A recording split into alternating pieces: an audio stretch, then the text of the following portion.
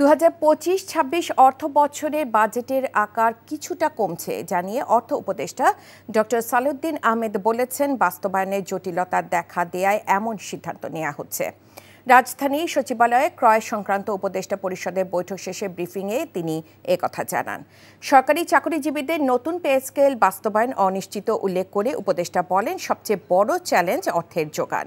তবে তাদের বেতন কাঠামো অন্তর্বর্তী সরকার চূড়ান্ত করে যাবে জানিয়ে তিনি আশা প্রকাশ করেন, নির্বাচিত সরকার পে স্কেলের বিষয়টি গুরুত্বের সাথে বিবেচনা করবে। খাদ্য নিরাপত্তায় বাংলাদেশ আশেপাশের অনেক দেশের চেয়ে ভালো অবস্থানে আছে দাবি করে তিনি বলেন, মূল্যস্ফীতি নিয়ন্ত্রণে আছে। রমজানে বাজার স্বাভাবিক রাখতে চীন সয়াবিন তেল আমদানির সিদ্ধান্ত হয়েছে বলে জানান তিনি। ওই সময়ের কনটেক্সটে ওটা রিয়েলিস্টিক ছিল। এখন আমরা যখন বাজেট ইমপ্লিমেন্ট করি, নানা রকম ইস্যুজ আছে।